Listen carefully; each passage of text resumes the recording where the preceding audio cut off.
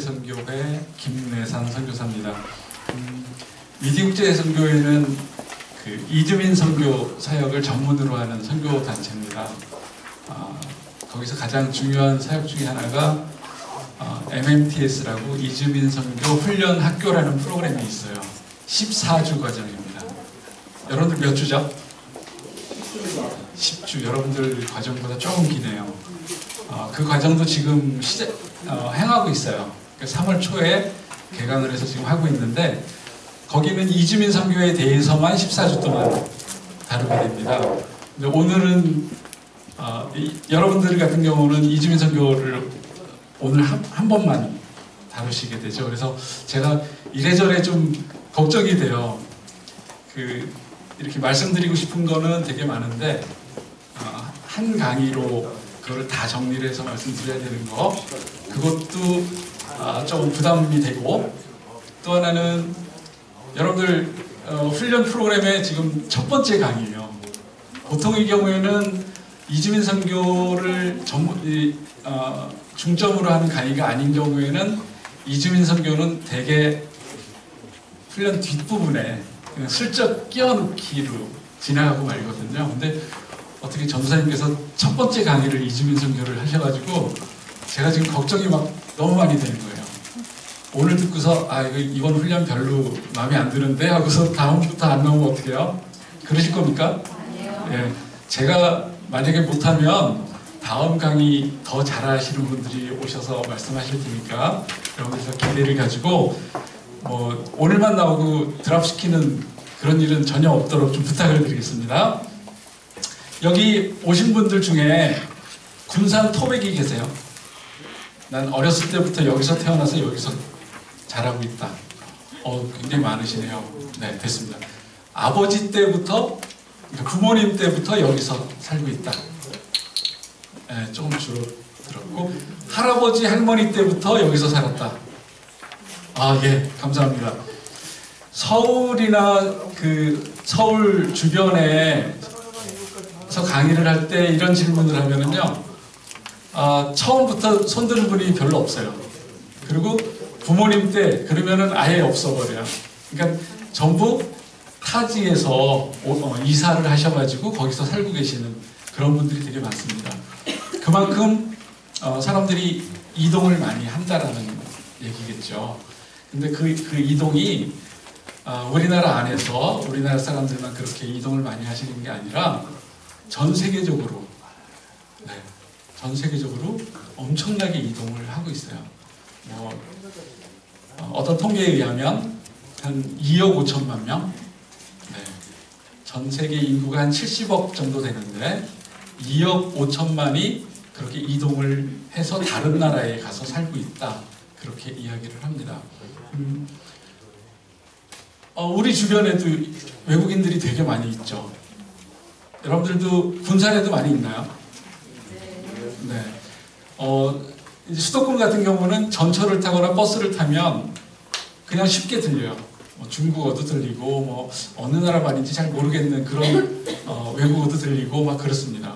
그만큼 외국인들이 굉장히 많이 우리 주변에 와 계신데, 그분들을 제일 잘 섬기는 분들이 두 부류의 분들이 계세요. 어떤 분들일까요? 우리나라에 와 있는 외국인들을 잘 섬기는 분들 두 부류. 생각나는 대로 한번 말씀해 보시겠어요? 네?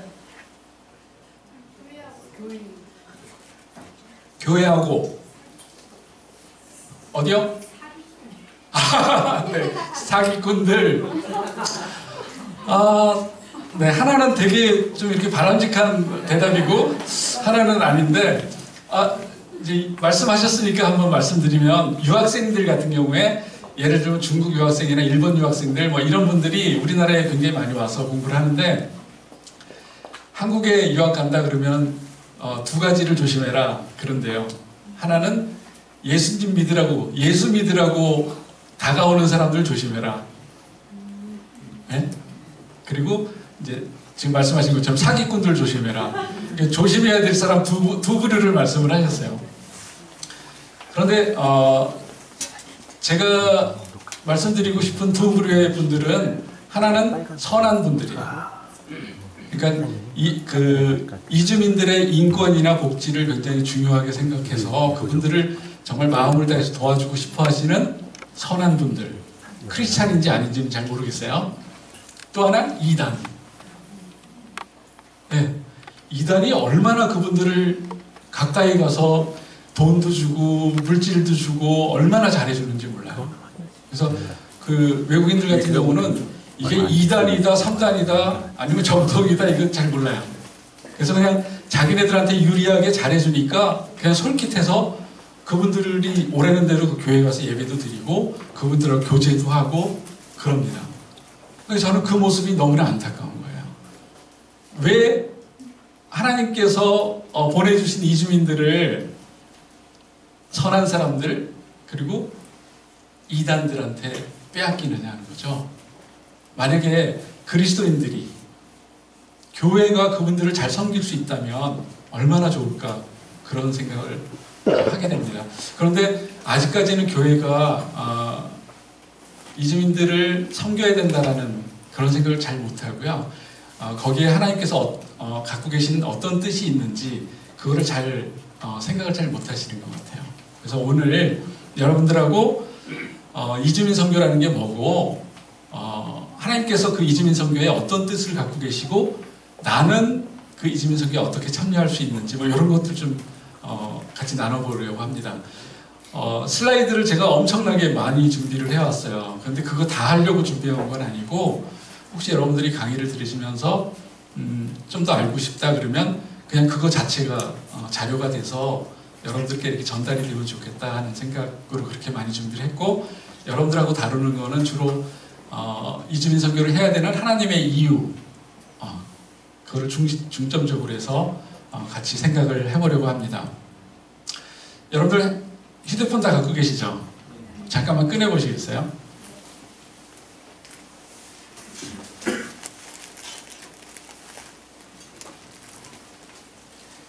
강사가 이상하죠. 휴대폰 다 꺼내놓은 것도 다 집어넣으라고 해야 될 판을.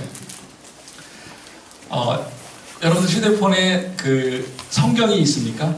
성경 어플을 본인이 사용하시는 성경 어플을 여시고요. 다음 하나 넘겨주시겠어요?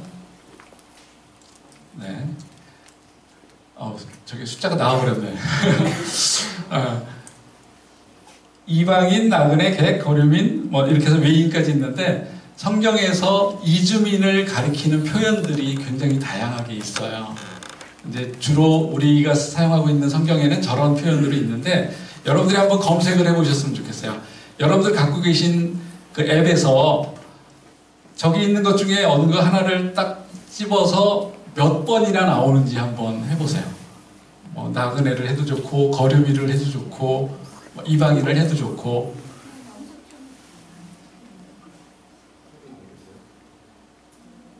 나 이 성경 어플 가지고 이런 거 해본 적이 없는데 결과 나오신 분 있어요?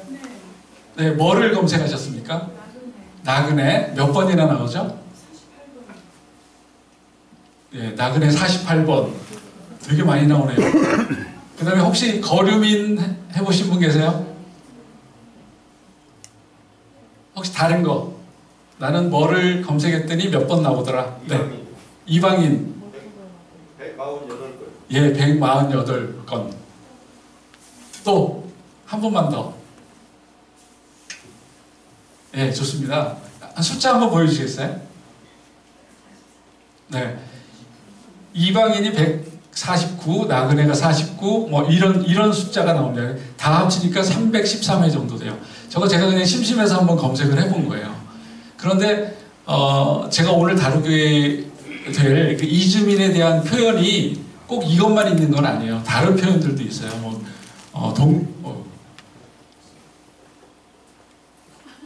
네, 지금 오늘 세 번째 제가 부담이 되는 게 프리젠터가 있는 게 이게 저기 작동이 잘 안 돼가지고 저거를 제가 넘기면서 해야 되는데 지금 저쪽에서 도와주시고 계셔요. 근데 저랑 이제 이게 잘 안 맞을 거예요. 왜냐하면 제가 되게 복잡하게 해놨거든요. 여러분들 좀 이해해 주시면 좋을 것 같고요. 성경에서 이런 말이 몇 번 나오는지 하는 거는 여러분들이 좀 많이 활용을 하시면 좋을 것 같아요. 성경 공부할 때도. 예. 근데 제가 이제 그걸 해보자고 했던 이유는 뭐냐면, 이주민 선교 뭐 이런 얘기 할 수 있는데, 그게 진짜 하나님께서 원하시는 거야?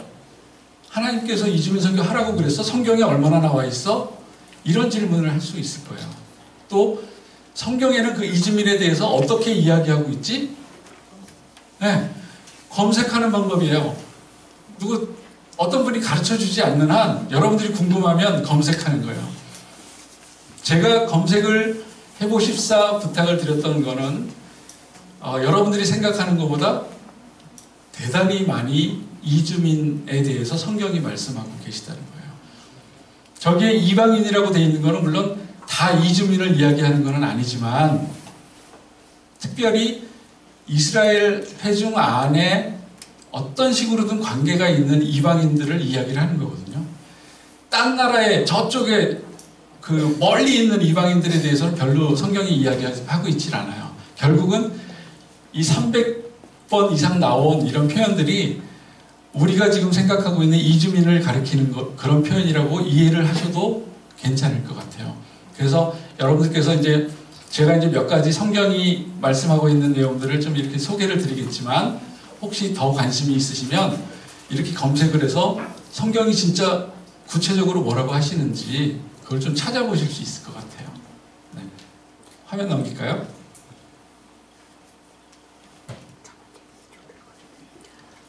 성경에 이주민에 대해서 얼마나 많이 나왔는지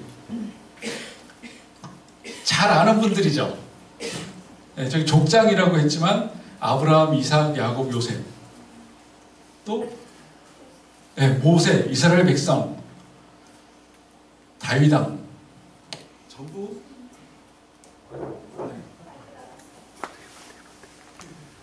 여러 가지가 안 도와주네요.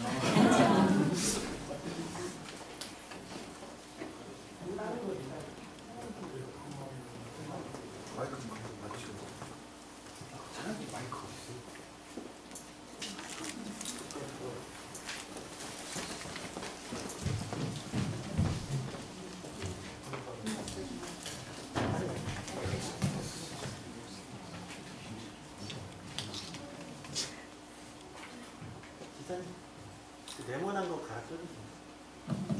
네, 됩니다. 네, 고맙습니다.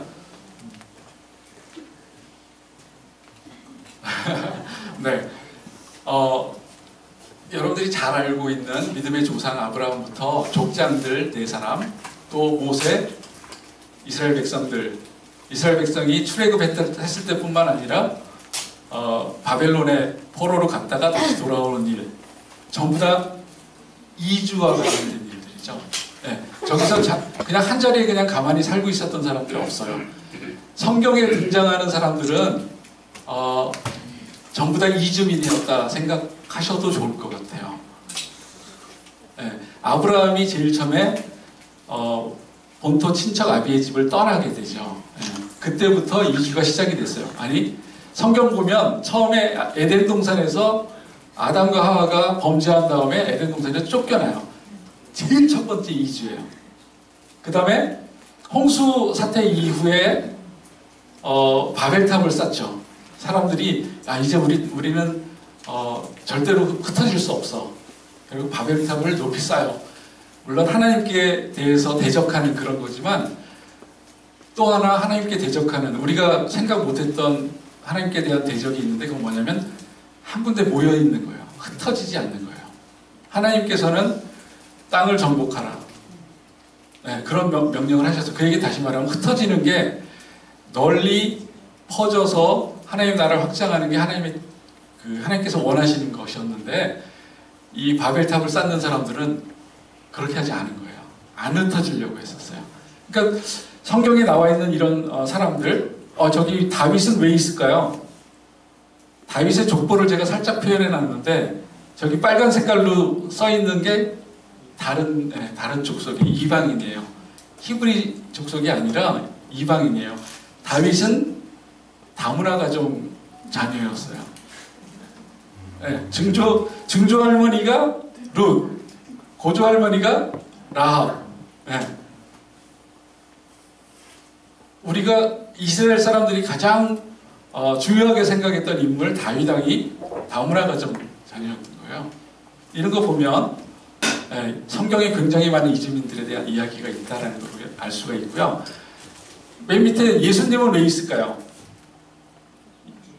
예수님도 이주민이셨다, 뭐 이 얘기가 하고 싶겠죠. 맞나요? 맞는 얘기인가요? 언제? 네. 호적 신고하러 갈 때는 이제 부모님만 이주를 하셨던 거고, 태어난 다음에 헤롯 왕이 2살 이하 아이들을 다 죽이겠다고 했을 때 애굽으로 피신을 하죠. 그랬다가 다시 돌아오세요. 난민이셨어요. 예수님은 난민이셨어요. 성경에 등장하는 인물들이 대부분 중요한 분들이 전부 다 이주민이었어요. 이스라엘 백성도 이주민이었어요. 여러분들 그 생각 안 해보셨죠? 그런데 사건들도 마찬가지예요. 성경에 나와 있는 많은 사건들이 이주민이기 때문에 겪는 사건들. 한 가지만 예를 들어볼게요. 여러분들 아브라함의 인생 중에 아브라함이 믿음의 조상 아브라함이 왜 이런 일을 했지? 하는 생각했던 사건이 있었죠. 어떤 거죠? 그것도 2번이나 아비멜렉한테 또 애굽에서 어떤 일이었죠? 기근이 들었을 때 애굽으로, 2번째는 아비멜렉이 있는 땅으로, 그랄 땅, 이렇게 이주를 했어요. 이주를 해서 그 땅에 도착한 다음에 아내한테 얘기를 해요. 여보, 사람들이 당신이 너무 아름다우니까 당신 때문에 나를 죽일지도 몰라, 우리를 죽일지도 몰라. 그러니까 당신이 내 누이라고 해. 그래가지고 이상한 일이 생길 뻔했어요. 그죠? 그 일을 우리는 어떻게 생각하냐면, 아브라함이 믿음의 조상이지만 아직 성숙하지 못해가지고 이렇게 부족한 모습을 보였구나. 에이, 아브라함도 그런데 뭐 나는 뭐 오죽하겠어? 뭐 이 정도 위로받고 그냥 끝나버릴 수 있는데, 사실은 그게 이주민이기 때문에 겪을 수밖에 없는 상황이었던 거예요. 애굽에 피신을 갔을 때 아브라함의 가족은 이주민 가족이었어요. 그죠? 기근 때문에 그쪽으로 피신을 간 거예요. 나그네는 기본적으로 땅이 없고 경제적인 능력이 없어요. 그러다 보니까 그 사회에서 굉장히 약자일 수밖에 없어요. 이게 원주민들, 선주민들에게 압제를 당하고 착취를 당하고 그럴 수밖에 없는 신분이었던 거예요. 그래서 뭐 사례가 워낙 아름다웠을 수도 있는데 그거랑 상관없이 그냥 애굽에 있는 다른 사람들에게 그렇게 행하지는 않았을 거예요. 애굽에 뭐 아름다운 사람들 많이 있었겠죠. 근데 그런 일이 없었는데 나그네로 왔기 때문에 그 나그네를 함부로 해도 된다고 생각을 한 거예요. 그래서 이주민, 성경에 나타난 이주민이 겪을 수밖에 없는 사건, 그렇게 그 상황들을 볼 수가 있어요. 이것처럼 여러분들이 이주민에 대해서 관심을 갖지 않았을 때는 성경은 이주민들에 대해서 별로 이야기하는 게 없을 것 같아요. 잘 이렇게 캐치가 잘 안 돼요. 그런데 실제로 이주민에 대해서 여러분들이 관심을 갖고 보게 되면, 성경을 보게 되면 너무나 많은 말씀들이, 너무나 많은 사건들이, 너무나 많은 등장인물들이 다 이주민들에 대한 거라는 거죠. 그래서 여러분들이 이제 오늘 저랑 같이 공부해 보신 다음에 성경을 보실 때 예전에는 여러분들이 이주민하고 뭐 상관이 있다고 이렇게 생각을 못 하셨을지 모르겠지만 이제 다시 한번 조금 다른 관점으로 그 말씀을 보실 수 있었으면 참 좋겠습니다. 네. 그러면 아까 아브라함 얘기를 했는데 아브라함이 하나님의 부르심을 받은 이야기부터 한번 생각을 해보도록 할게요.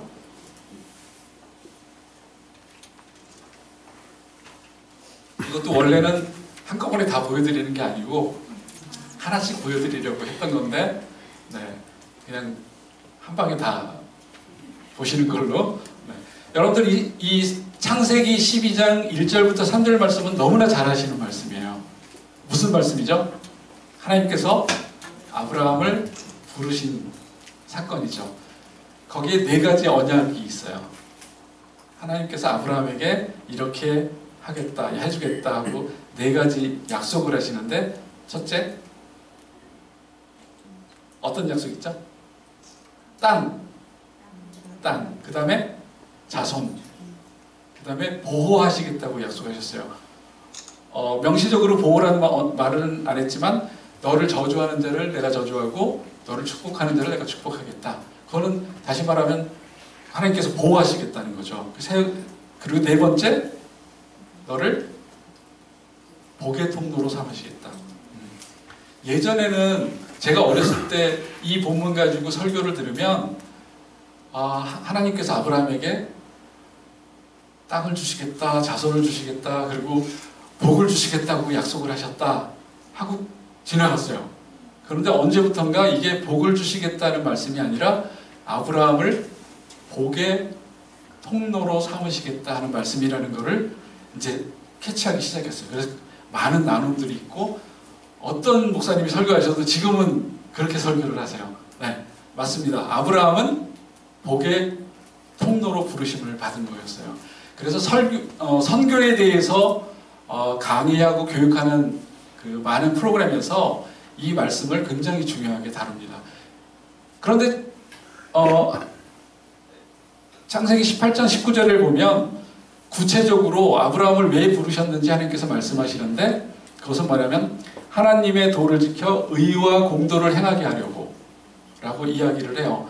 그러니까 복의 통로가 되는 것은 의와 공도를 행하면서 할 수 있는 일이에요. 그리고 복의 통로라는 것은 제사장적인 삶을 이야기를 하는 거고요. 그런데 희한하게도 그 말씀이 출애굽기에도 나와요. 출애굽기 19장 보면 벌써부터 졸리신 분 계신데 안 됩니다. 같이 한번 읽어볼게요. 너희는 시작. 너희는 모든 민족 중에서 내 소유가 되겠고 너희가 내게 대하여 제사장 나라가 되며 거룩한 백성이 되리라. 네, 아브라함을 복의 통로, 다시 말하면 제사장적 삶으로 부르셨던 하나님께서 이제 이스라엘 백성에게 똑같은 말씀을 하시는 거예요. 너희는 제사장 나라가 된다. 제사장이라는 것은 하나님과 백성들 사이에 중개 역할을 하는 거예요. 백성들로 하여금 하나님을 찾고 하나님께 회개하고 하나님을 찬양하고 그렇게 만드는 존재들이거든요. 네.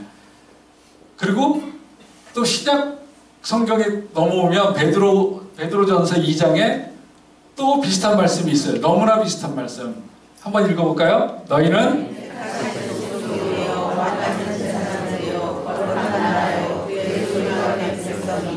네, 아마 베드로가 출애굽기에 있는 말씀을 생각하면서 이 말씀을 하셨을 것 같아요. 너무나 똑같죠. 네, 아브라함을 부르셨어요.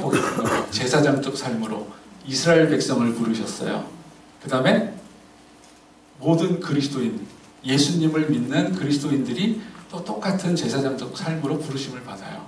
그리고 주의 날에, 요한계시록을 보면 주의 날에 또 열방이 모든 족속과 방언과 그 모든 족속들이, 열방들이 모여서 또 그렇게 한다 그래요. 한번 읽어볼까요? 그들로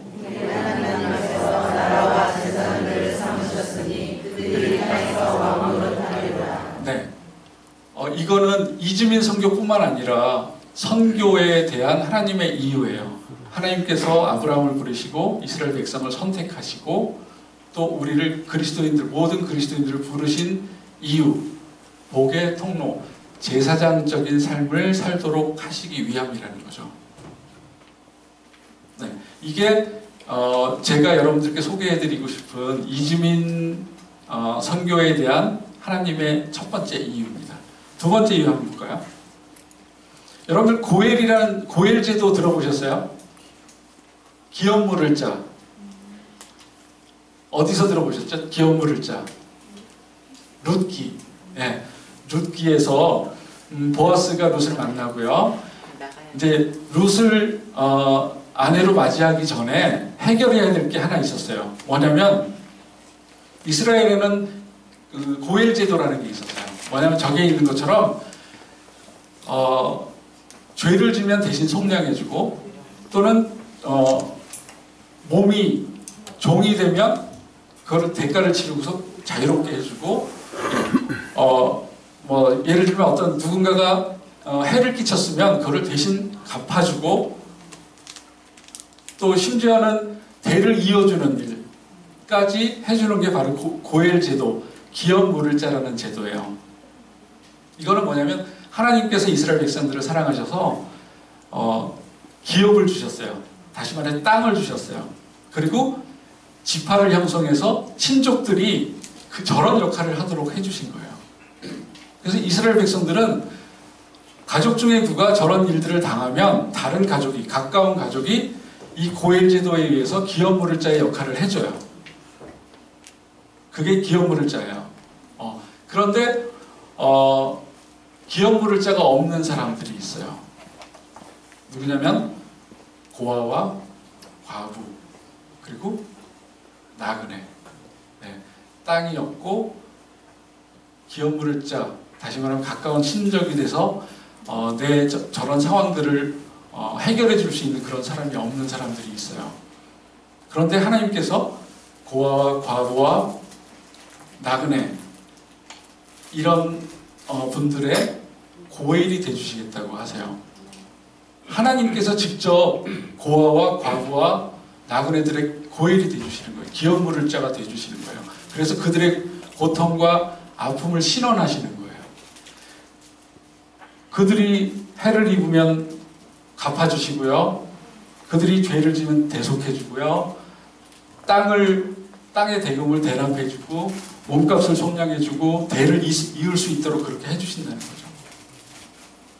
여러분들 아까 검색해봤던 거 있잖아요. 그 말씀들을 보면 이 내용들이 다 들어가 있어요. 하나님께서 고아와 과부와 나그네를 한꺼번에 묶어서 말씀하시는 게 굉장히 많이 나오거든요.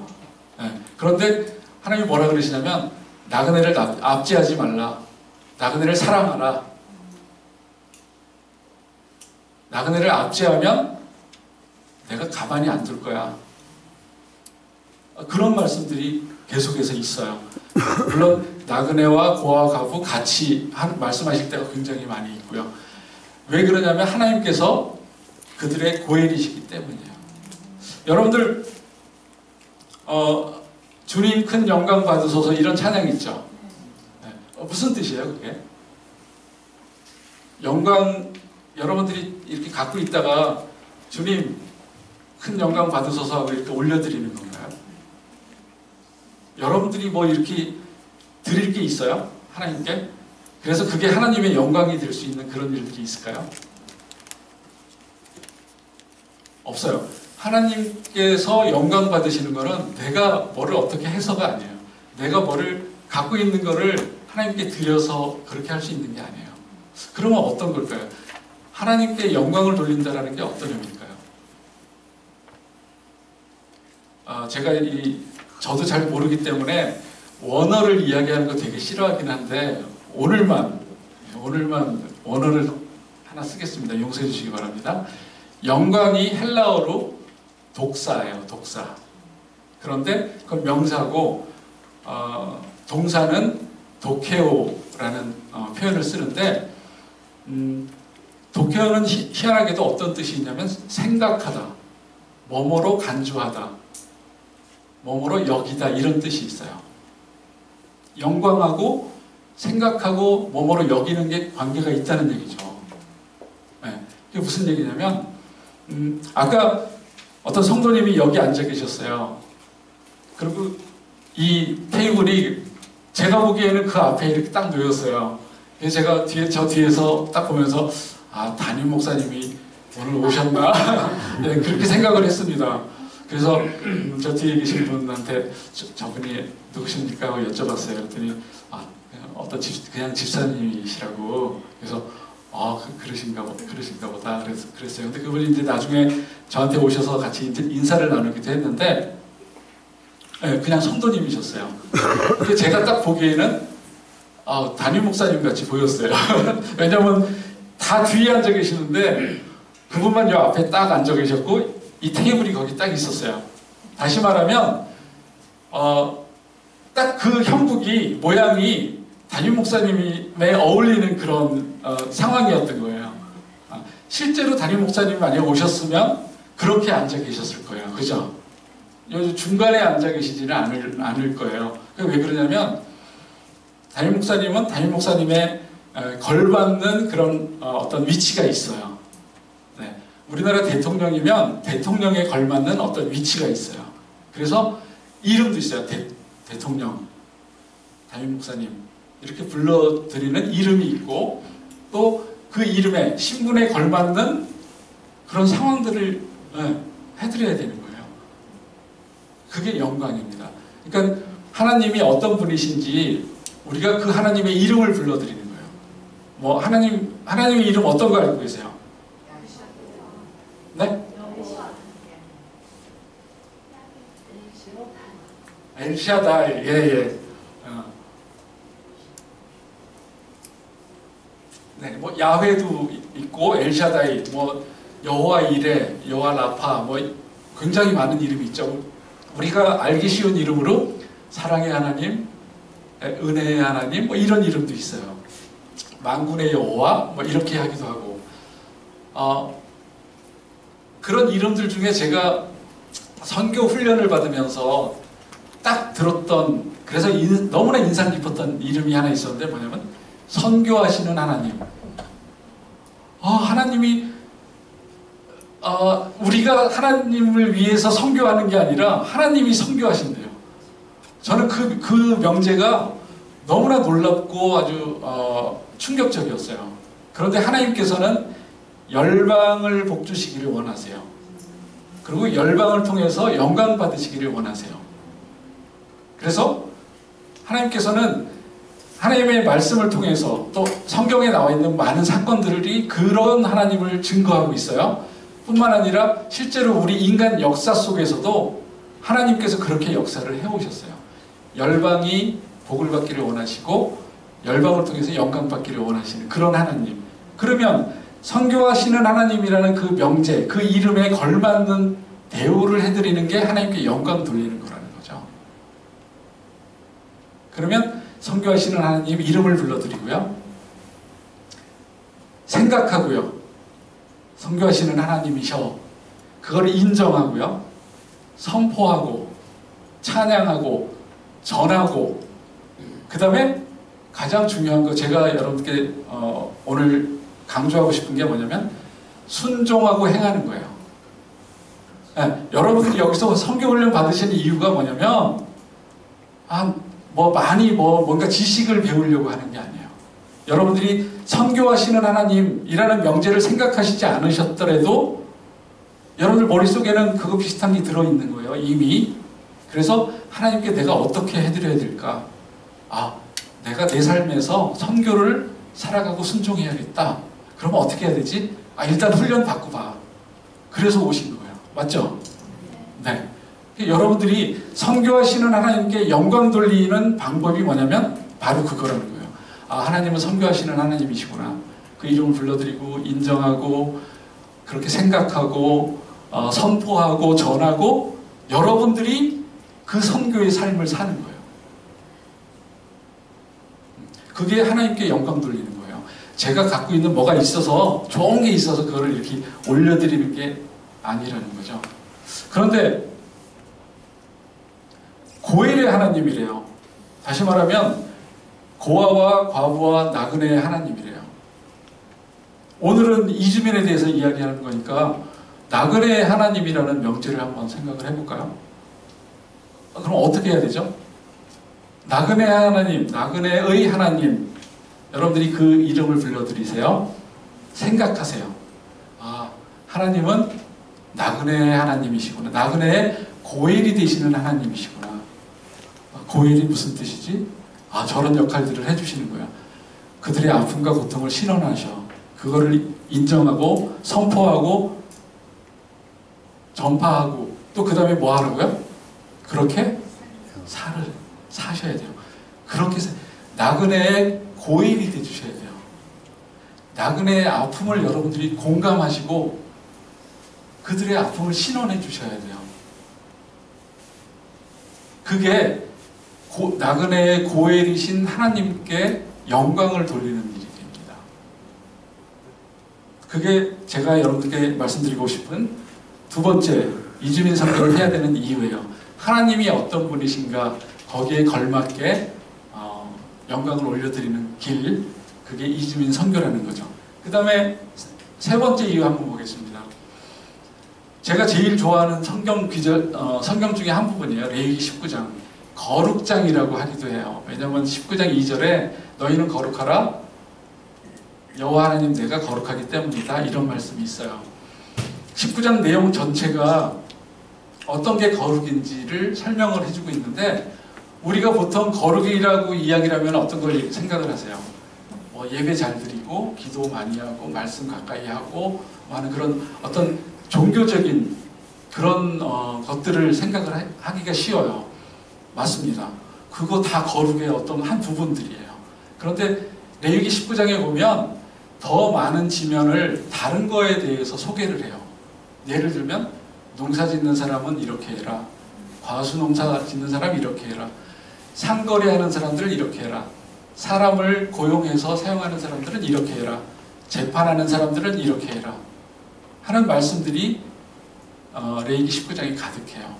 한번 어떤 거 있는지 한번 보세요. 뭐라고요? 농부, 사람을 고용한 사업주, 또 상거래하는 사람, 재판하는 사람, 구체적으로 이제 언급되어 있는 사람들이에요. 집에 가서 한번 보시기로 하고, 저는 9절, 10절에 있는 말씀을 한번 소개를 하고 싶어요.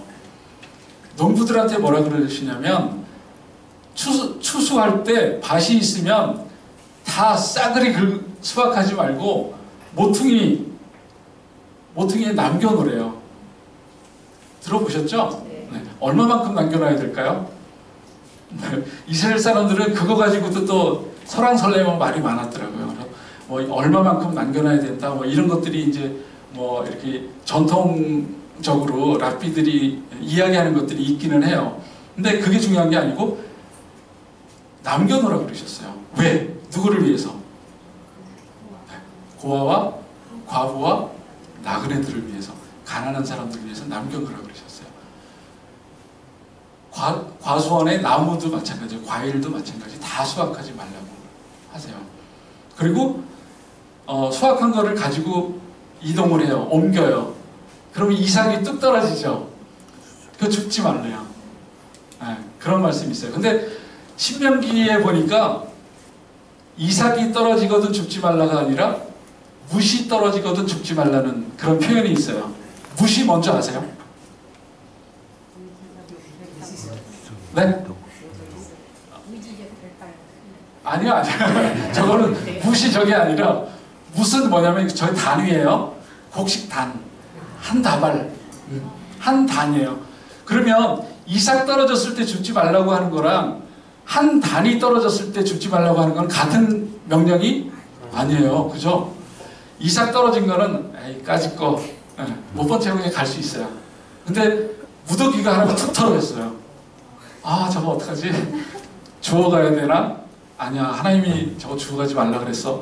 막 엄청 막 망설이게 되겠죠. 막 계산을 막 할지도 몰라요. 그거를 두고 가려면 저기 써 있는 거 의지와 결단이 필요한 거예요. 지금 이주민 선교도 마찬가지입니다. 여러분들 많은 교회들이 이주민 선교를 왜 외면하고 있는지 아세요? 우리 교회 별로 이익이 될 것 같지가 않아요. 막 퍼줘야 될 것 같아요. 이게 계산을 하는 거예요. 수지를 생각을 해보는 거예요. 이게 수입이 될 건지 지출이 더 많을 건지. 그러다 보니까 못하는 거예요. 그런데 저 말씀에서는 뭐라고 하시냐면 묻이 떨어졌을 때 그걸 두고 가라는 거예요. 나그네들을 위해서, 고아와 과부와 나그네들을 위해서 의지적인 결단이 필요한 거예요. 이주민 선교는 그러한 교회의 의지, 그리스도인들의 의지적 결단이 필요해요.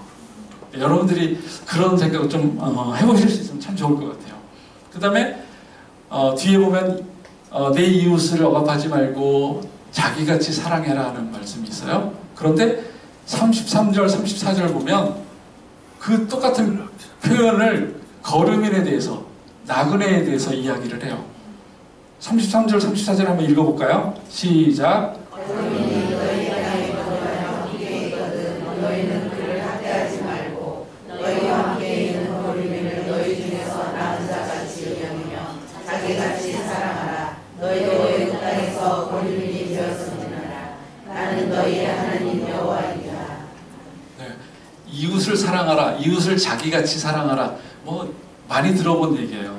그런데 똑같은 표현을 나그네에 대해서 이야기를 하고 계세요. 나그네를 사랑하는데 어떻게 사랑하라고요? 자기같이 사랑하라고. 성경에 자기같이 사랑하라고 하는 대상이 딱 세 가지 대상이 있어요. 아, 여기 두 가지가 나왔죠. 이웃과 나그네. 또 하나는 아내.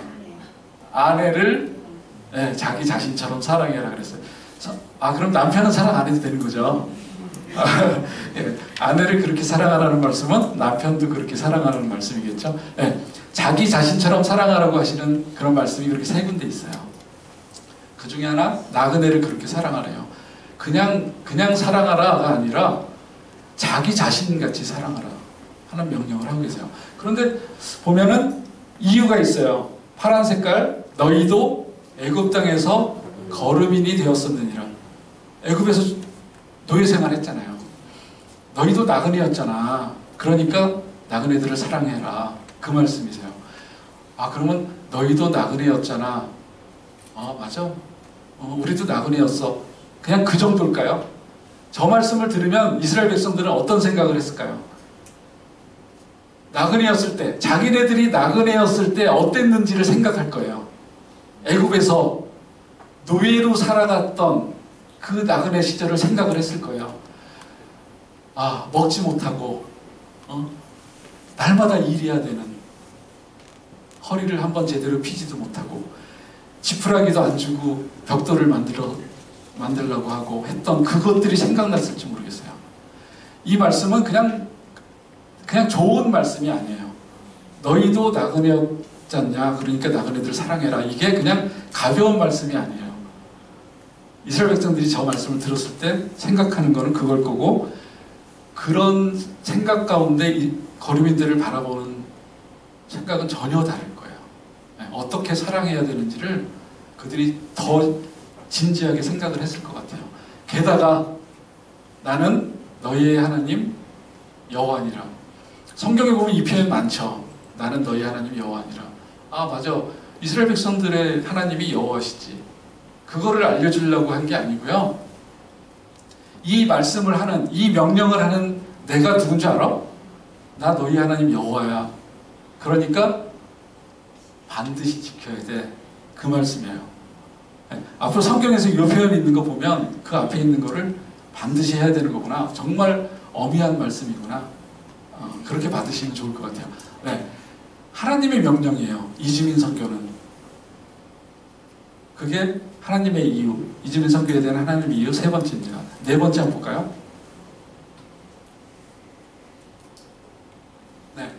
이사야서 66장, 다시 말하면 이사야서가 66장까지 있어요.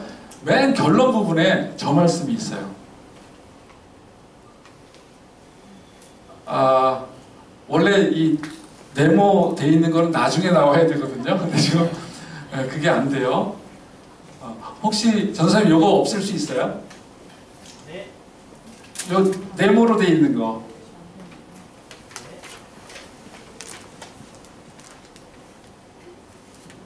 그러면 그냥 여러분들이 이사야서 66장 18절부터 21절 댁에 가서 한번 보시는 걸로 하고 내용을 말씀드릴게요. 18절에 보면 문 나라와 언어가 다른 민족들을 모으리니 그들이 와서 나의 영광을 볼 것이며 그랬어요. 문 나라의 사람들이 온대요. 이주민들이 찾아오는 거예요. 이스라엘 땅에 이방인들이 찾아오는 거예요. 이주민들이 오는 거고요. 그 다음에 19절에 보면 나의 명성을 듣지도 못하고 나의 영광을 보지도 못한 먼 성들로 보내리니 그들이 나의 영광을 문나라에 전파하리라. 그렇게 해서 왔던 사람들이 하나님의 영광을 보고 다시 보냄을 받고 거기서 그곳에서 하나님을 증거하는 거예요. 하나님의 영광을 선포하는 거예요. 우리는 그거를 선교라고 그렇게 얘기를 합니다. 그 다음에 21절 보면 나는 그 가운데에서 택하여 제사장과 레위인을 삼으리라. 여호와의 말이니라. 이 말씀 또 있네요. 여호와의 말씀이에요. 나는 그들 가운데 제사장과 레위인을 삼으리라.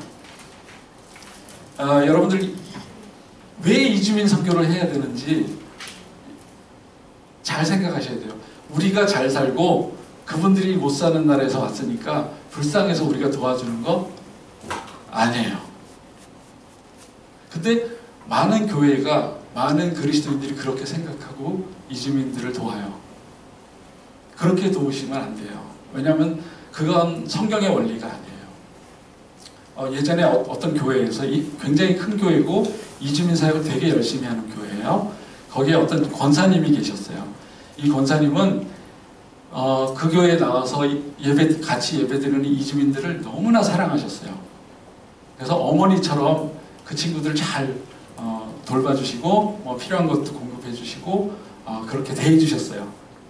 그런데 하루는 어떤 일이 있었냐면 권사님이 일이 있으셔가지고 이제 이주민들하고 같이 하는 그런 프로그램에 참여를 못 하신 거예요. 그리고 그 다음 주에 와서 보니까 어떤 일이 있었냐면 이주민들한테 성가대가 사용하는 식기로 식사를 대접을 한 거예요. 당신이 안 계실 때 어떤 분이 모르고 그냥 이주민들이 예배 끝나고 식사를 해야 되니까 성가대가 사용하는 식기에다가 밥을 퍼서 다 이렇게 나눠서 같이 식사를 한 거예요. 그 얘기를 들은 거야. 이 권사님이 노발대발 난리를 치신 거예요. 왜? 아니 성가대가 먹어야 되는 식기에다가 왜 니네들이 밥을 먹냐고. 그렇게 엄마 같으셨던 분이 그분은 딱 그만큼 사랑하셨던 거예요.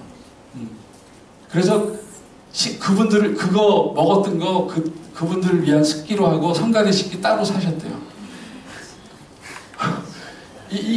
이거는 이제 어떤 극단적인 예지만 이거랑 비슷한 일들이 실제로 이주민 사회 현장에서 굉장히 많이 일어나요. 그들을 돕는다고 하지만 돕는 거예요. 그들을 그냥 돕는 거예요. 그들을 자기 자신처럼 사랑하는 게 아닌 거예요. 그리고 여기에 중요한 표현이 뭐냐면 그들 중에 택하여 레위인과 제사장을 삼겠다고 하나님께서 말씀하셨거든요. 불쌍한 사람을 보듯이 보는 게 아니고요. 레위인과 제사장으로 삼으실 분으로 보는 거예요. 안산에서 사역하시는 어떤 선교사님이 있어요. 이주민 사역하시는 선교사님인데 그분은 이주민들하고 이야기할 때도 존대를 하세요. 자기보다 훨씬 젊은 친구들 다 존대하세요. 그리고 이제 그 센터를 방문을 하잖아요. 다른 사람들이. 그러면 다른 교회나 교인들이 이렇게 방문을 하면 우리는 어떤 사역을 합니다 하고 설명하면서 그 이주민 친구들을 지칭할 때가 있잖아요. 항상 그분들은 이렇게 해서 존중하는 표현을 쓰세요. 그게 그냥 들으라고 그렇게 하는 게 아니고요. 그분은 완전히 그게 몸에 배 있어요. 그래서 직접 이야기할 때나 다른 사람한테 이야기할 때나 항상 존대해요. 이주민들을. 이 성경 비전은 그 선교사님이 자기 사역에 하나님의 말씀으로 삼은 그런 성경 비전이에요. 왜? 이것 때문에. 이주민 선교가 하나님의 뜻이고 하나님의 계획이고 하나님께서 그들을 어떻게 보고 계시는지를 이 말씀을 통해서 확인했고 자기가 그런 하나님께 영광 돌리는 길은 내가 그분들을 그렇게 대우하고 그분들의 모습 속에서 하나님께서 제사장과 레위인으로 삼으시겠다 하신 그 모습을 보는 거예요. 하나님의 이유, 이주민 선교를 향한 하나님의 이유 네 번째 한번 생각을 해봤고요. 하나님께서 그런 계획을 갖고 계세요. 다섯 번째 한번 볼까요?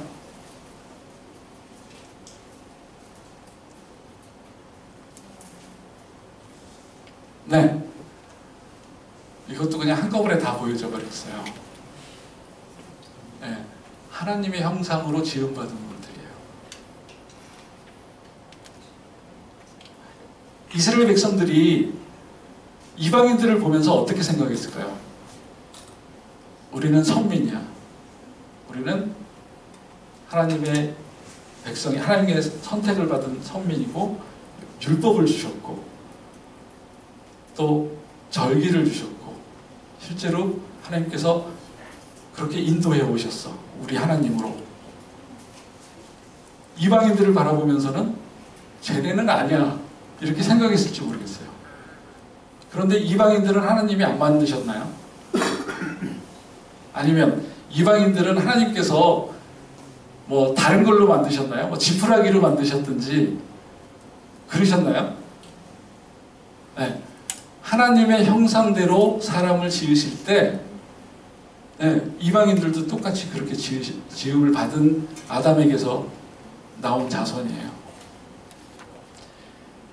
똑같은 하나님의 자녀고 똑같은 하나님의 사랑을 받고 하나님의 계획 가운데 있는 분들이에요.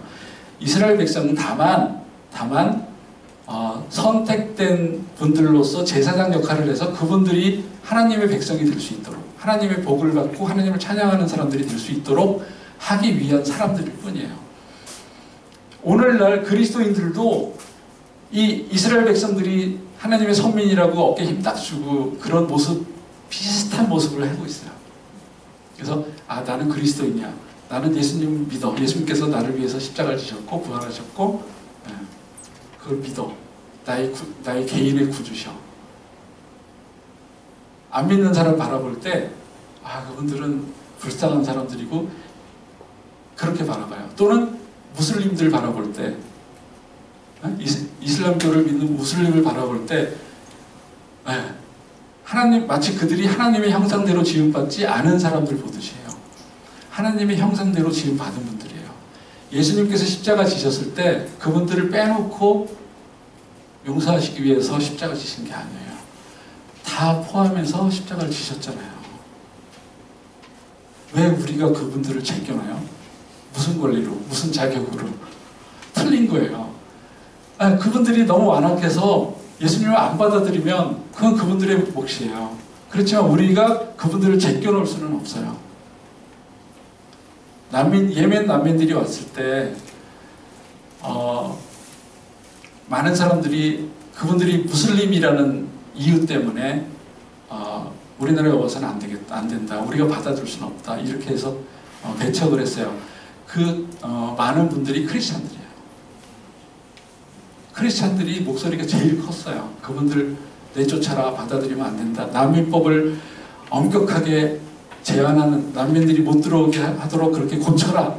이 얘기를 하고 있는 가장 큰 목소리가 교회로부터 나오고 있어요.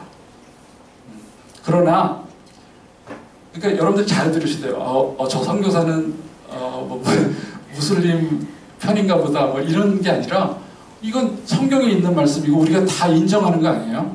하나님의 형상대로 지으셨고 예수 그리스도께서 그분들을 포함해서 온 세상을 위해서 십자가를 지셨잖아요. 그거를 우리가 이렇게 변개할 수는 없는 거예요. 고민이 되죠. 고민하세요. 그러면 우리가 저분들을 어떻게 섬겨야 될지. 섬김의 대상에서 제껴놓지만 마세요. 그거는 하나님의 뜻이 아닌 것 같아요. 거기에는 차별이 있을 수 없나니 구원의 문제에 있어서 차별이 있을 수 없다는 얘기잖아요. 그러면 구원에 차별이 없는데 그분들의 가치나 그분들의 인권이나 이런 거에는 차별이 있을 수 있을까요? 구원에 차별이 없는데 그럴 수는 없잖아요. 제 얘기가 아니에요. 하나님의 이유예요. 이주민 선교를 해야 되는 하나님의 이유. 5번째, 그분들도 하나님의 형상대로 지음받은 분들이기 때문에. 6번째 볼게요. 여러분들 마가복음 11장에 어떤 기사가 나오냐면 예수님께서 이제 십자가 지시기 직전에 예루살렘 성에 입성을 하세요. 그리고 성전에 가셔서 보니까 어떤 모습이 있어요? 막 장사치들이 뭐 재물 팔고 사고 또 그 성전 화폐랑 세상 화폐랑 서로 환전하고 막 난리도 아닌 거예요. 예수님 뭐라고 표현했냐면 강도의 소굴처럼 그렇게 막 어지러웠던 거예요. 그때 예수님께서 그 상을 뒤엎으시고 채찍으로 다 흩으면서 뭐라고 말씀하시냐면 내 집은 만민이 기도하는 집이라 하리라. 일컬음을 받으리라. 이 말씀을 하세요. 보통 우리가 이제 성경 공부할 때 이 말씀을 근거로 기도의 중요성을 말씀을 해요. 묵상을 해요. 봐. 만민이 기도하는 집이라고 그랬잖아. 우리는 그래서 우리 하나님께 예배를 잘 드리고 기도하고 이래야 돼. 그래서 저기에 방점을 기도에다 찍어요. 그런데 예수님께서 저 말씀을 하신 게 이 아래에 있는 것처럼 이사야서 56장에 있는 말씀을 인용하신 거예요. 똑같은 말씀이 이사야서 56장에 있어요. 이사야서 56장 1절부터 보면 두 부류의 사람이 나옵니다. 하나는 고자, 뭔지 아시죠? 또 하나는 이방인. 고자와 이방인은 이스라엘 회중에 들지 못하는 사람들이에요.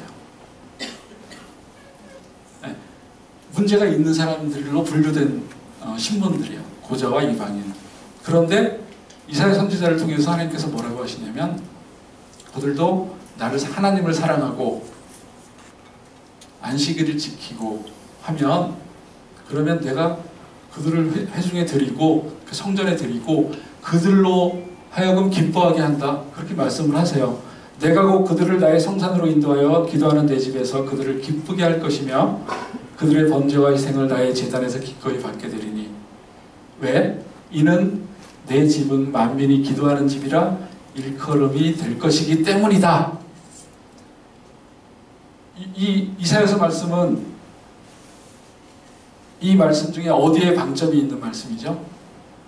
만민. 성전은 기도하는 집 맞아요. 그게 아니다라는 얘기가 아니라 만민이 기도하는 집이야. 이스라엘 사람들만 기도하는 집이 아니야. 만민의 방점을 찍은 말씀이에요. 그거를 예수님께서 마가복음에서 인용을 하셔서 말씀을 하셨어요. 그러면 예수님 생각 속에는 기도의 방점이 있는 게 아니라 만민의 방점이 있는 거라고 볼 수 있겠죠.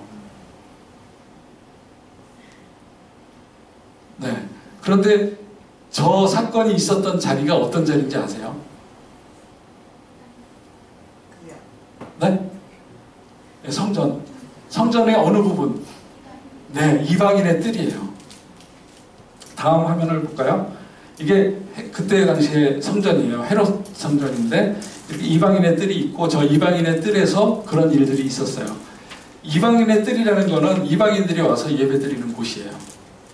그런데 거기에 장사꾼의 소굴로 만든 거예요. 그럼 이방인들은 어디 갔어요? 어디서 예배드리죠? 네, 이방인들은 예배드릴 자리가 없는 거예요. 이방인들로 하여금 만민이 기도하는 집에서 쫓겨나도록 한 거예요. 그 종교 지도자들이. 그래서 종교 지도자들을 향해서 그들의 그 부패한 모습들을 지적하시고 책망하시면서 특별히 예수님 마음속에는 이게 있었다고 저는 믿어요. 이방인들이 예배드려야 할 곳이잖아. 그런데 이 지경을 만들어놔? 내 집은 만민이 기도하는 집이라고 하지 않았나? 그 말씀을 하시는 거예요. 성전이 오늘날의 교회라면 여러분들 교회에서 이방인의 뜰을 이방인들한테 내줘야 돼요. 그죠? 네, 여러분들 교회에 이방인의 뜰이 있습니까? 이거 저기 공간적인 얘기가 아니라 여러분들의 재정, 여러분들 교회의 재정을 또 교회 사는 사역을 이방인들을 위한 사역으로, 이방인들을 위한 재정으로 사용해야 돼요. 물론 그 중에 해외 선교를 위해서 하는 일들 다 포함되는 거죠. 이주민 선교를 강조한다 그래갖고 해외 선교는 이제 안 해도 되는 게 아니에요. 네, 그건 그거대로 굉장히 중요하게 잘 순종하고 이제 신경 많이 못 썼던 이주민 선교에 대해서도 이런 말씀들을 생각을 하면서 교회가 해야 될 역할인 거거든요. 그렇게 할 수 있기를 바랍니다. 이게 6번째. 하나만 더 볼게요.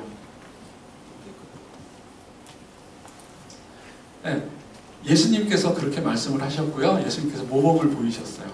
저 빌립보서 2장 말씀은 선교 이야기할 때 항상 이야기하는 거예요.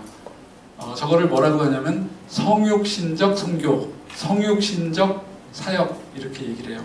하나님께서 이 땅에 내려오셔서 사람의 모습으로 내려오신 거예요.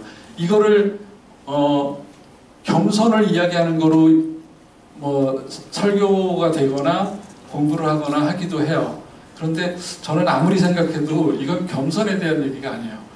겸손이라고 이거를 어떻게 겸손이라고 합니까? 하나님이 그 영광스러운 하나님이 하늘 보좌를 버리고 이 땅에 오셔서 낮고 천한 우리의 모습으로, 그것도 죄 있는 모습으로 오셨는데 그게 겸손이에요? 그건 겸손이 아니에요.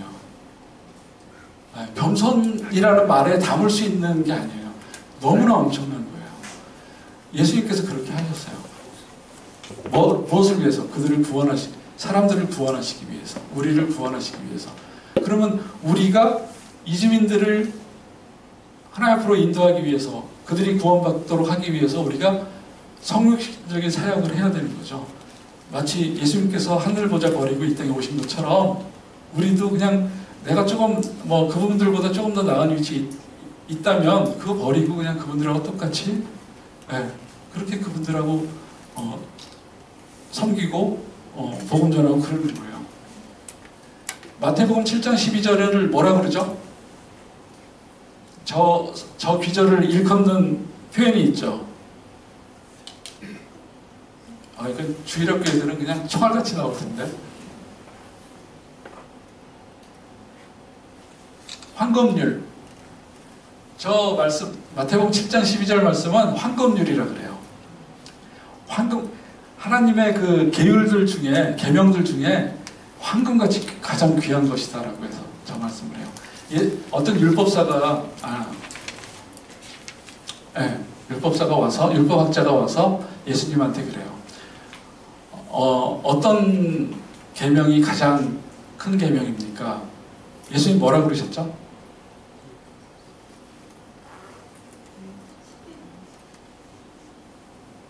그러니까 처음에 이제 어떻게 영생을 얻겠습니까? 했을 때 이제 계명을 지켰느냐고 얘기하고, 그 다음에 어떤 게 가장 큰 계명이냐 했을 때, 첫째는 하나님을 사랑하는 거, 내 마음과 목숨과 뜻을 다해서 하나님을 사랑하는 거. 그 다음에 둘째는 이것이니 내 이웃을 내 몸과 같이 사랑하는 거.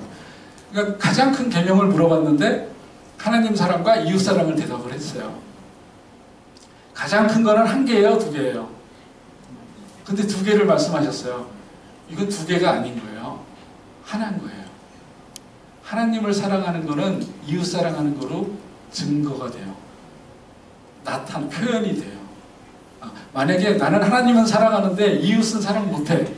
하나님 사랑 안 하는 거예요. 그죠? 네.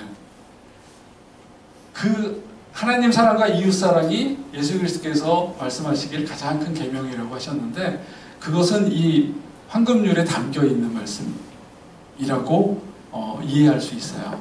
그러니까 여러분들이 이주민들을 어떻게 섬겨야 되는지 잘 모르겠거든. 내가 어떤 섬김을 받으면 좋을까? 남이 나를 어떻게 섬겨주면 좋을까? 그렇게 자문을 해보시면 답이 나와요. 황금률대로 무엇이든지 남에게 대접을 받고자 하는 대로 남을 대접하라.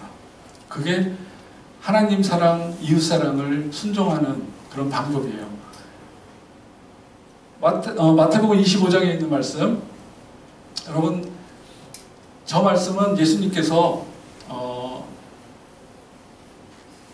마지막 날에 어떤 일이 있을 거다라는 것을 비유로 말씀하신 이야기예요. 여러분들은 어떻게 구원받습니까? 저도 가끔 이제 어떤 분들이 이런 질문하면 깝깝해요. 예수님을 믿음으로 구원받는 거지. 뭘 저걸 물어봐? 네, 예수님을 믿음으로 구원받는 거예요. 은혜로 말미암아 구원받는 거예요. 우리는 우리가 어떤 선한 행위를 통해서 구원받는 게 아니다라는 것을 우리가 알아요. 그런데 이 말씀 보면 그런가?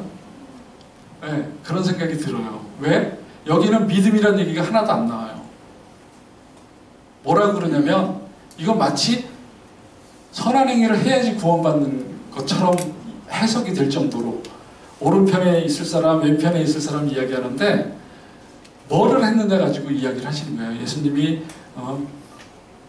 너희는 내가 줄일 때 먹을 걸 줬고 목마를 때 마실 물을 줬고 내가 나그네 되었을 때 도와주고 헐벗었을 때 도와주고 갇혔을 때 도와주고 그랬다. 그러니까 너네는 오른편, 너네는 안 했잖아. 왼편.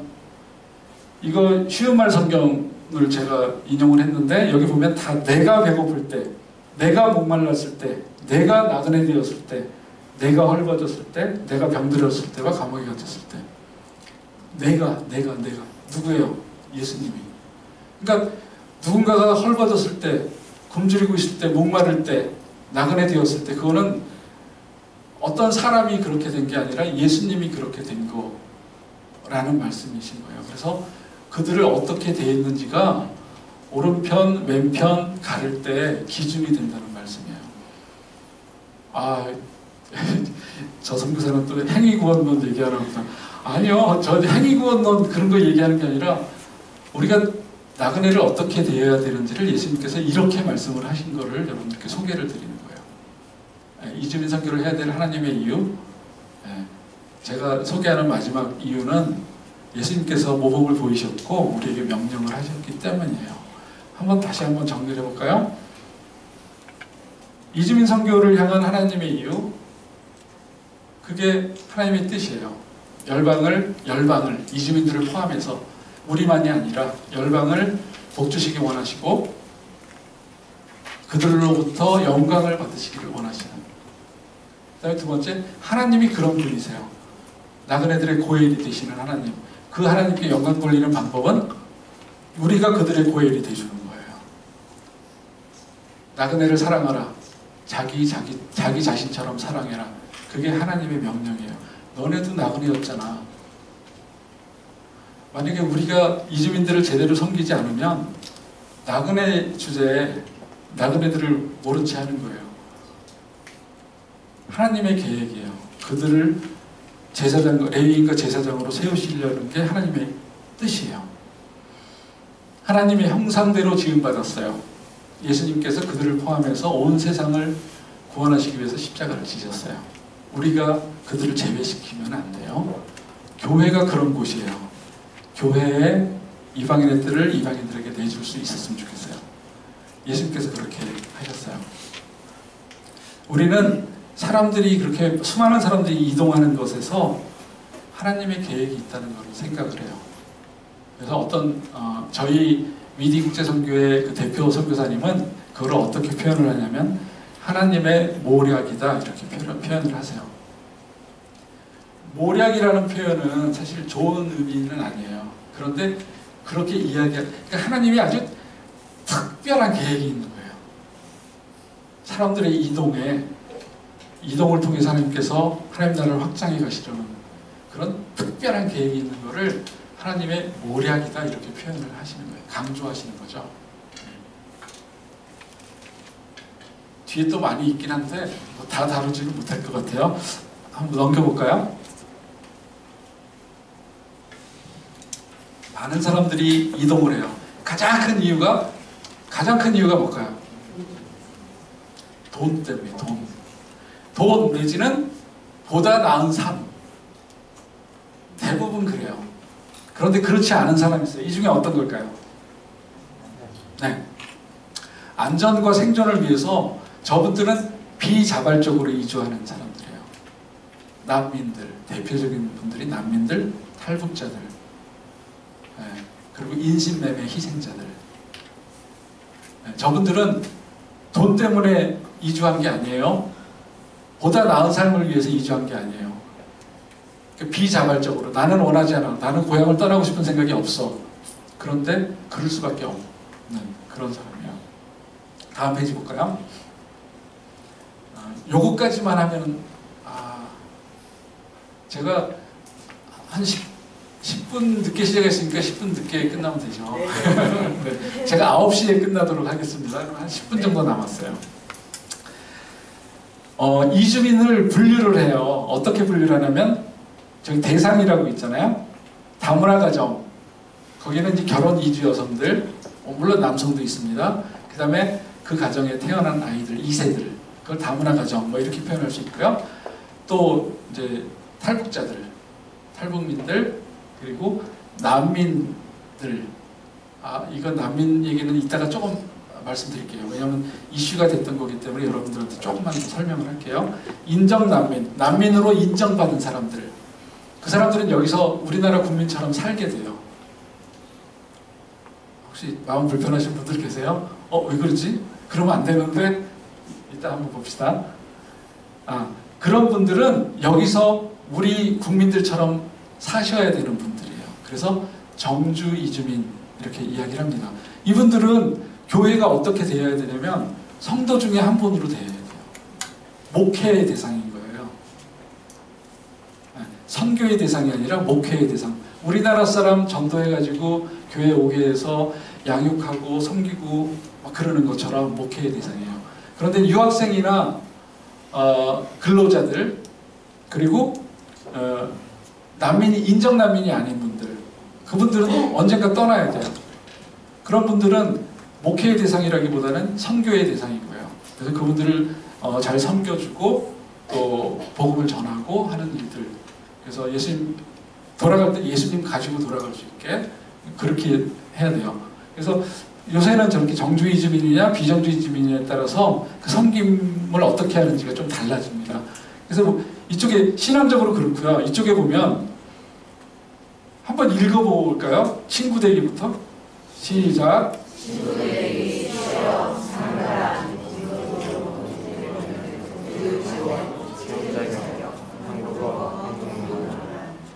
사회통합 지원, 생활 멘토링, 대안학교, 무료진료, 쉼터, 물품 지원. 네, 제가 제일 앞에 써놓은 게 친구 되기. 친구 되주는 거예요. 친구. 네. 그게 제일 중요해요. 그러니까 이렇게 우리랑 다른 사람으로 간주하는 게 아니라 친구가 되주는 거예요. 그래서 그들의 어려움도 들어주고 나도 어려운 거 있으면 그들한테 얘기해주고. 그 위리 선교회에 아프리칸들이 많이 있어요. 아프리칸들이 많이 계신데 예전에 어떤 식으로 했냐면 보통은 이제 이주민들을 막 이렇게 도와줘요. 물품도 갖다 주고 어떨 때는 뭐 돈도 이렇게 전해주고 그렇게 하는데 이 친구들이 계속 그렇게 하면 그 다음에는 이제 오늘은 뭘 또 줄래나? 뭐 없나? 이렇게 돼요. 그거는 우리가 죄 짓는 거예요. 해외 선교 가서도 똑같아요. 그분들이 뭔가 물건에 눈독을 들이기 시작하게 만드는 거는 우리가 죄 짓는 거예요. 그거보다 예수님을 전하는 게 중요한 거고 또 그들이 자립할 수 있도록 돕는 게 굉장히 중요해요. 우리나라 그 초기에 기독교 초기에 선교했던 분들이 우리나라 사람들이 그렇게 자립할 수 있도록 도왔어요. 그거를 네비우스 정책이라고 그러는데 자립하는 거예요. 그렇게 해줘야 돼요. 근데 그래서 어떤 일들이 있었냐면 홍수가 나거나 뭐 이렇게 재난이 있을 때가 있었잖아요. 그러면 우리 외국인 친구들이 거기에 자원봉사를 가요. 가서 몸으로 막 노동도 하고 또 뭐 무너진 거 싸주는 것도 하고 뭐 그런 걸 해요. 그 다음에 소년소녀 가장들이 있는 가정에는 형이 돼주고 아빠가 돼주고 누나가 돼주고 그걸 해요. 어르신들 가정 거기 가서 자식들이 돼주는 거예요. 그분들이 할 수 있는 것들이 있어요. 그거를 할 수 있도록 도와주는 거 그것도 굉장히 중요한 사역이에요. 그냥 일방적으로 시해하는 거 그것만을 이주민 사역이라고 얘기하지 않습니다. 그래서 그분들이 그런 일들을 통해서 자존감도 회복이 되고 내가 그냥 일방적으로 받는 게 아니구나 하는 걸 알 수 있도록 해야 돼요. 그렇더라도 이제 그분들이 외국에서 산다라는 것 때문에 굉장히 많은 어려움이 있는 거를 여러분들이 이해하고 그거는 좀 이렇게 옆에서 친구로서 도와줄 수 있었으면 좋겠어요. 가장 쉬운 걸로 병원에 갈 때 같이 가주면 참 좋아요. 왜냐면 이 친구들은 한국말을 조금 배워서 온 친구들도 의사가 뭐 따다다다다다 얘기하면 무슨 얘기인지 하나도 몰라요. 저도 이제 그런 경험이 있는데 데리고 가서 같이 이제 진료실에 들어가서 의사로부터 얘기를 들어요. 그러고서 이제 네네 하고서 나와요. 친구들은 이제 어떻게 그 선생님이 얘기하는 거 다 알아들었어? 30%도 못 알아들었대요. 그러면 제가 또 다시 설명을 해주는 거예요. 뭐 의학적인 내용을 설명하는 게 아니라 너는 먹을 거를 어떻게 조심해야 되고 약은 어떻게 먹어야 되고 다음에 언제 와야 되고 뭐 이런 것들을 뭐 얼마든지 도와줄 수 있거든요. 뭐 이동하는 거를 도와줄 수도 있고 네. 친구 돼주는 거예요. 나머지 뭐 더 한국어 가르치고 뭐 체류 자격 여기에 어떤 식으로 체류할 수 있는지 뭐 도와주고 하는 것들은 좀 여러분들이 이제 공부를 해야 돼요. 그거는 지금 뭐 그냥 할 수 있는 건 아니지만 친구 돼주는 거는 여러분들이 마음만 있으면 지금도 하실 수 있고 그것만으로도 충분한 사역이 된다고 생각을 해요. 우리는 어떤 강박관념이 있냐면 딱 안 믿는 사람 만나면 사형리 꺼내놓고 복음을 전해야 된다고 생각을 해요. 근데 그거보다 먼저 친구가 돼주셨으면 좋겠어요. 친구가 돼준 다음에 시간이 필요해요. 그 다음에 복음을 전해야지 혹시 그 친구가 복음을 지금 받아들이지 않더라도 신뢰관계가 깨지질 않아요. 왜? 친구니까. 친구니까 뭐 나를 위해서 이런 얘기를 해줬구나. 근데 내가 지금 인정은 안 돼. 예수님 영접할 수는 없어. 그렇지만 친구 관계는 계속될 수 있고요. 나중에 언젠가 그때 네가 얘기했던 거 있잖아 하면서 어쩌면 그 친구가 먼저 얘기할 수도 있어요. 그럴 때 복음을 전하면 쏙 들어가겠죠. 근데 무조건 친절 조금 뭐 막 갖다 주고 뭐 막 도와주고 그러더니 사형리 딱 꺼내놓고 복음을 전해요. 하나님은 당신을 향한 위대한 계획을 갖고 있습니다. 부터 막 이렇게 얘기하면 이 친구가 나한테 친절을 베풀었던 게 계산이 있었던 거네, 의도한 게 있었던 거네, 다른 목표가 있었던 거네. 그러면 그 친절은 더 이상 친절이 아닌 게 돼버려요. 그거는 물론 이제 죄송합니다. 되게 좀 생각이 다를 수 있는 그런 건데 저는 그렇게 생각을 해요. 특별히 이주민들에 대해서 그런 생각들을 많이 하게 됐어요.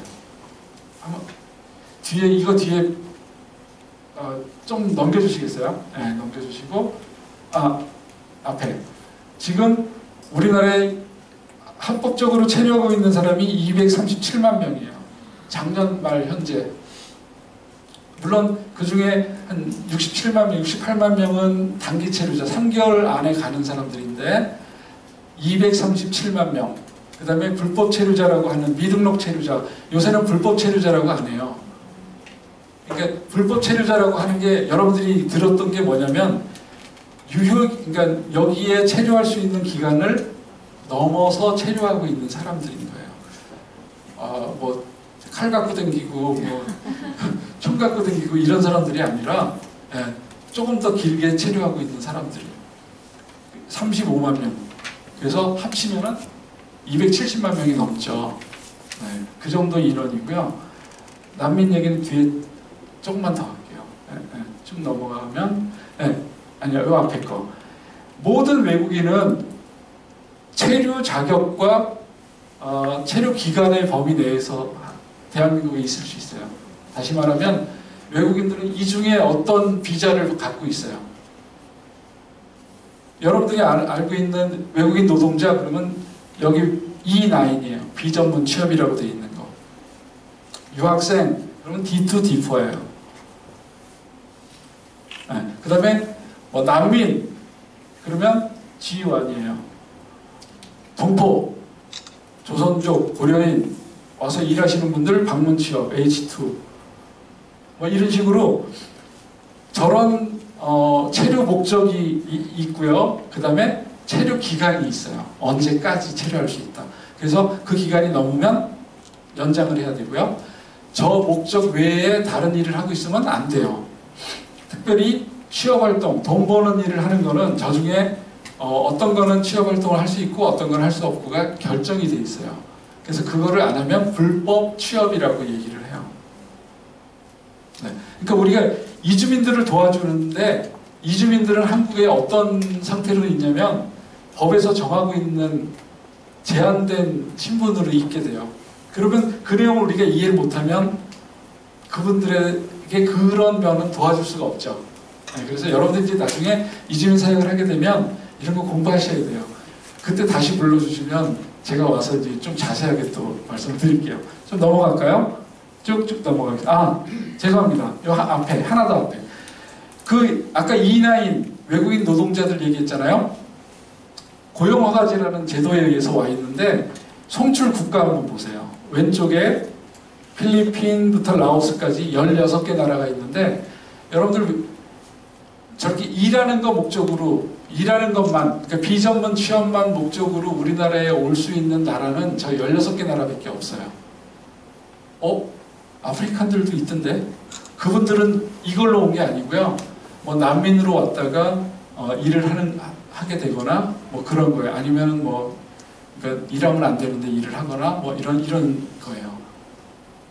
그래서 근데 저 16개 나라가 어떤 나라들이냐면요. 소승불교, 대승불교가 아니라 소승불교, 그 다음에 무슬림, 힌두교 이런 종교를 갖고 있는 사람들이고요. 저 나라에는 우리나라 선교사들이 종교 비자를 못 들어가는 나라들이에요. 그리고 선교사 활동을 하다가 쫓겨나고 하는 그러니까 우리가 선교적으로 닫힌 나라라고 열린 나라가 아니라 닫힌 나라라고 하는 나라들이거든요. 거기에서 친구들이 오는 거예요. 그렇게 오면 우리가 홈그라운드잖아요. 홈그라운드에서 저분들을 섬기고 저분들한테 복음을 전하는 거예요. 저분들은 고향을 떠났기 때문에 좀 갈급한 마음이 있어요.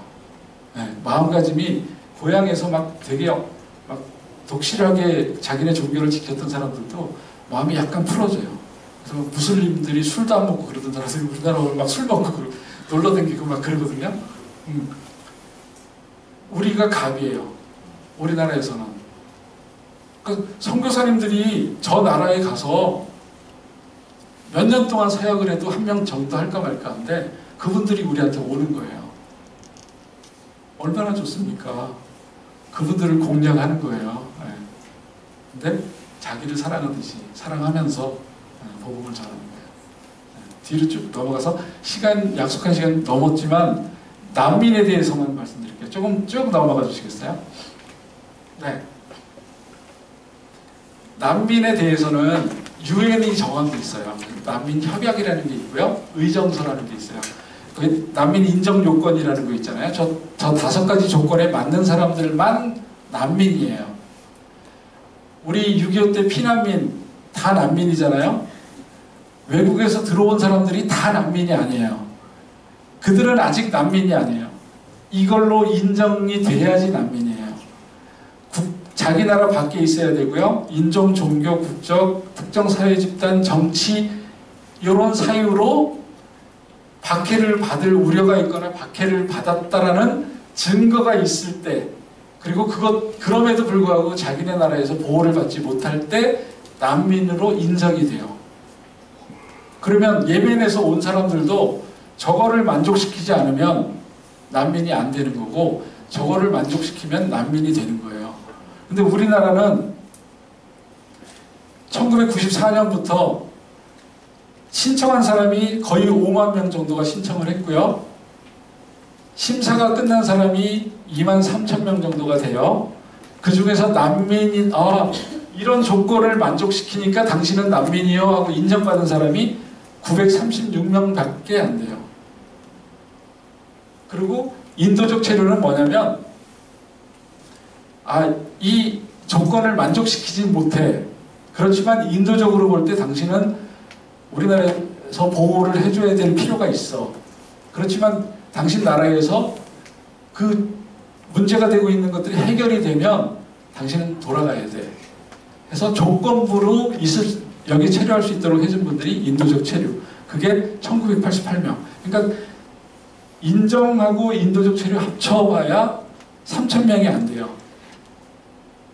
거의 5만 명에서 3,000명 정도도 안 돼요. 그러니까 나머지는 뭐냐면 신청한 상태이거나 신청해서 안 됐기 때문에 이의 신청을 하거나 소송을 하거나 그러고 있는 사람들이에요. 그래서 보통 이제 우리는 난민이다 그러면 저 5만 명을 다 난민이라고 이렇게 표현하기도 하지만 사실은 굉장히 그분들도 여기 한국에서 머물고 있는 상황들, 조건들이 굉장히 많이 달라요. 그래서 섬김도 다 다르게 해줄 수밖에 없고 그래요. 그런데 제가 부탁드리고 싶은 거는 가짜 난민이다 뭐 이런 얘기는 우리는 안 했으면 좋겠어요. 가짜 난민 있어요. 여기서 일하다가 뭐 이렇게 더 있고 싶으니까 난민 신청하는 분들이 있지만 예를 들면 예멘에서 이렇게 어떤 문제가 있어서 이렇게 온 분들 같은 경우 가짜 난민이다 이렇게 얘기 안 했으면 좋겠어요. 그분들이 어떤 상황인지 보고 그리스도인으로서 아까 말했던 7가지 이유들을 생각하면서 이렇게 섬길 수 있으면 참 좋을 것 같아요. 맨 뒷장 한번 보여주십시오.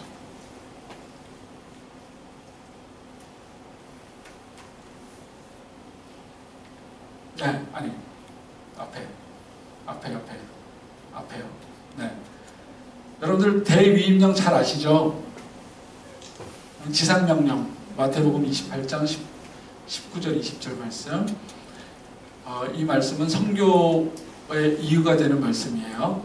그런데 이 말씀을 우리가 순종할 수 있는 방법이 예수님 믿으세요 이것만 있는 게 아니고요. 대계명을 지키는 것을 통해서 대위임령을 이룰 수가 있어요. 대계명, 하나님 사랑, 이웃 사랑. 아까 말씀드린 그거를 대계명이라고 그러거든요. 네. 대위임령은 대계명을 지킴으로써 이룰 수 있는 거예요.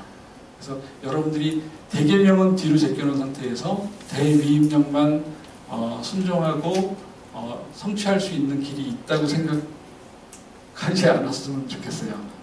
네. 그래서 이제 앞으로 이제 몇 주 더 선교에 대해서 여러분들이 말씀을 드릴 텐데 그때 들으면서 계속해서 이런 원리들은 뭐 해외 선교나 이주민 선교나 뭐 비슷하거든요. 다 공이 해당되는 말씀들이니까 이런 거 생각하면서 훈련에 임하실 수 있으면 참 좋겠습니다. 잠깐 기도하고 마치겠습니다. 하나님 감사합니다. 저희들이 인식하지 못했지만 사람들의 이동이 하나님의 놀라운 뜻 가운데 이루어지는 것임을 이 시간 말씀을 통해서 생각해 보았습니다. 하나님 아버지, 하나님께서는 모든 열방이 하나님의 복을 받기를 원하시고 또 그들의 입술을 통해서 영광받기 원하시는 분이심을 믿습니다. 선교하시는 하나님이시며 또 나그네의 고엘이 되시는 하나님이신 것을 또한 믿습니다. 그러한 하나님께 영광 돌리기 위해서 우리가 무엇을 어떻게 해야 되는지 진지하게 생각하게 하시고 순종하게 하여 주시기를 간절히 원합니다.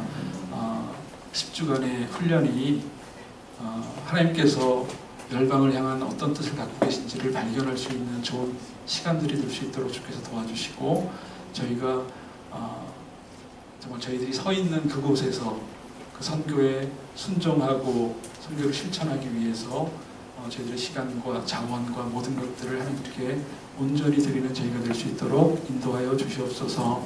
감사드리며 예수님의 이름으로 기도합니다. 아멘. 네, 우리 김혜선 선교사님께 또 박수로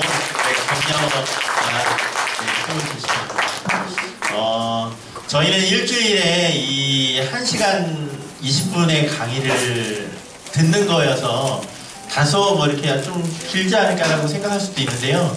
여기 오시는 선교사님들은 정말 하고 싶은 이야기가 일만큼 가지고 오세요. 그래서 다 풀어낼 수 없는 시간이세요. 그래서 우리 훈련생들이 꼭 그런 선교사님들의 상황을 이해해 주시면 좋겠고요. 2부 순서는 조별 모임이고요. 우리 장로님 잠깐 나와주셔서요. 오늘 잠깐 말씀 전해주시겠습니다. 오늘 위기선교회에서 오셔서 오늘 강의를 해주신 우리 선교사님께 큰 박수 한번 감사합니다. 위기. 우리 지난주에 개강 예배를 드렸고 지난주에 못 오시고 오늘 처음 오신 분이 계시죠? 한번 자수를 해보세요. 일어서 자기소개를 크게 한번 해보세요.